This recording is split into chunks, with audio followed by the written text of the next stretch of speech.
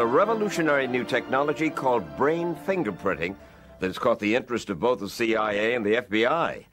It's the creation of Dr. Larry Farwell, a scientist from Iowa, who says that by analyzing the brain waves of a criminal suspect, he can tell whether or not that individual has committed a crime. Brain fingerprinting. What is it, Dr. Farwell?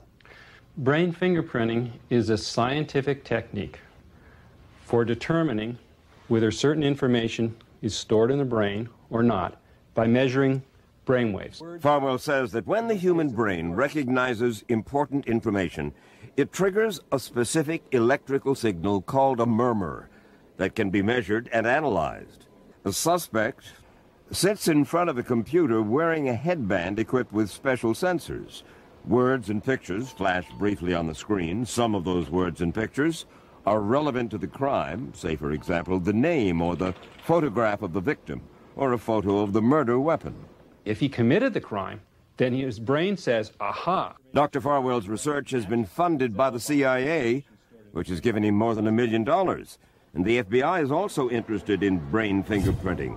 Brain fingerprinting has been applied in a number of actual criminal cases. The first one was the J.B. Grinder case. He was the prime suspect in a murder for 15 years. They never had quite enough evidence to convict him. I conducted a brain fingerprinting test on J.B. Grinder. I found that he clearly had the details of the murder of Julie Helton 15 years ago stored in his brain.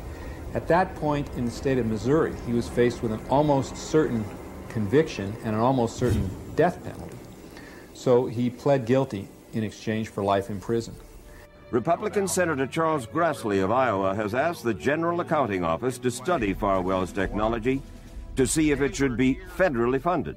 We're interested in making sure that the innocent go free and that the guilty are punished, and any technological instrument that can help us make a determination of guilt or innocence, we ought to know about it.